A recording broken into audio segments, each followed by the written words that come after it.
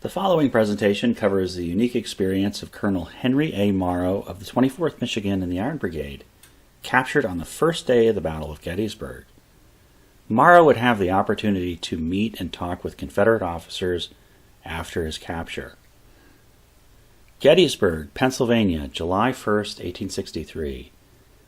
On the ridges northwest of town, Wadsworth's division, consisting of Meredith's Iron Brigade and Cutler's Brigade, are the first Union infantry units on the battlefield. They hold McPherson's Ridge, shown here in blue, having pushed back Archer's Brigade and Davis's Brigade in the late morning. Archer and Davis are in Heth's division in A.P. Hill's Corps. Thus, elements of A.P. Hill's Confederate Corps and General Reynolds' Union Corps represent the first infantry fight at Gettysburg. We will face to the northwest from the Iron Brigade's position in Herbst Woods toward the rebel position across Willoughby Run on Herbst Ridge. Henry A. Morrow's 24th Michigan is one of the Midwestern regiments in the Iron Brigade, positioned in Herbst Woods in the brigade's center here. They were present when General Reynolds, commander of the First Corps, was killed and replaced by Doubleday. While the rebel lines reform about noon, the Iron Brigade is shelled in Herbst Woods.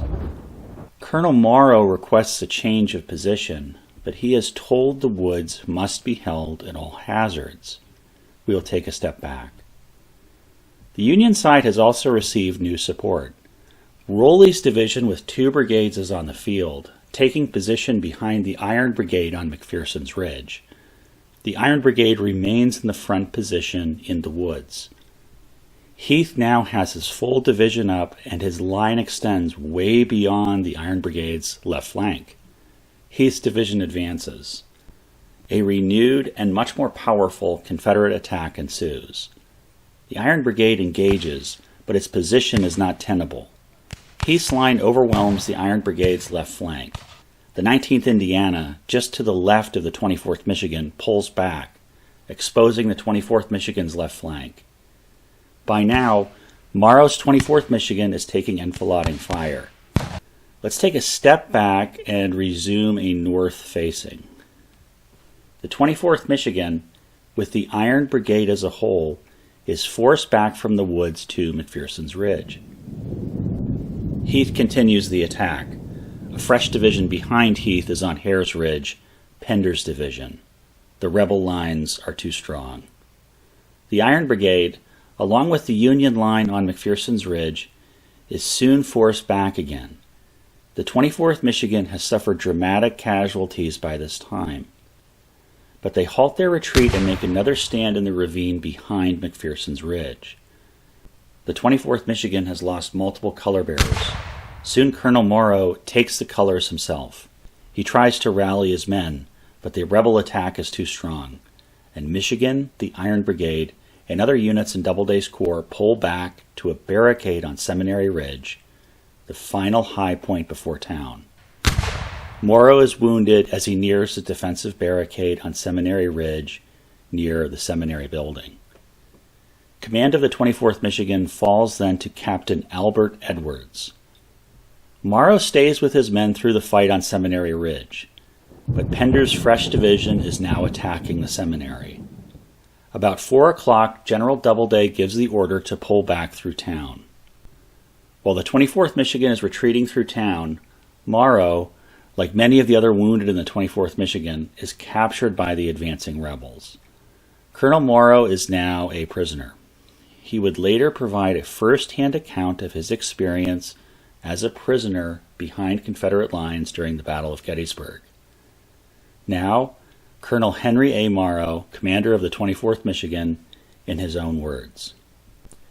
During the time I was a prisoner, I conversed freely with distinguished rebel officers in relation to the battle of the first instant, and, without exception, they spoke in terms of admiration of the conduct of our troops, and especially of that of the troops composing the 1st Army Corps. One of them informed me that Lieutenant General A.P. Hill said that he had never known the Federals to fight so well. At first the officers seemed very sanguine of their ability to dislodge the Army of the Potomac from its position, and the capture of Washington and Baltimore was considered a thing almost accomplished. And this feeling was fully shared by the private soldiers. But the admirable means taken by General Meade to meet every attack, and the successful manner in which he repulsed them, seemed to have a powerful influence in abating their confidence before the final order was received for the evacuation of the town. From the cupola in the steeple of the courthouse at Gettysburg, I was an eyewitness of the movements of the rebel army and of the dispositions made of the troops for the famous attacks on the left, right, and center of our position. The preparations for the final attack on our left center on Friday afternoon came directly under my eye. From an officer of the rank of major on the staff of Lieutenant General A.P. Hill, I was informed that the rebel army present at Gettysburg was about 90,000 strong, and that their line of battle was estimated to be 8 miles long. The death of Major General Reynolds was well known to the enemy, and the highest opinions of his skill and bravery were freely expressed. It did not seem to be well understood by the enemy that there had been a change in the commanders of the Army of the Potomac, and I was frequently asked if such was the case. Morrow's experience gives us an insight into the treatment of a Union officer in the hands of his Confederate captors at Gettysburg. He spoke freely with Confederate officers from A.P. Hill's corps, who expressed admiration for their Union counterparts and commended the action of the First Corps. Morrow mentioned that Confederate officers would ask him if there had been a change in the Army of the Potomac's command, and it is possible that Morrow would have answered that yes, General Meade is now in command of the army. While many Confederates did not yet immediately realize that Meade was in command of the Army of the Potomac, it's interesting that the Confederates were aware that General Reynolds had been killed. That information had been realized by Confederate intelligence. In addition, the rebels held General Reynolds in high esteem and commended his bravery. Morrow spent his capture talking to Confederate soldiers so frequently that he got an impression of their mood. At first, the Confederates were sure of victory, sure that they would drive the Federals from this Pennsylvania field and then advance on Baltimore and Washington. Then, as the next few days unfolded, the Confederate officers realized that the Army of the Potomac would not budge, and victory was slipping away. Astonishingly, Morrow had the opportunity to be on the cupola of the courthouse at Gettysburg here, where he watched the rebel lines form and march out for their attacks. He watched Pickett's charge unfold from a bird's-eye view in the cupola. It's curious that he, a prisoner, was granted this kind of freedom of movement and observation. However, the courthouse was used as a hospital during the battle, and Morrow was wounded, so he may have had his wound treated there.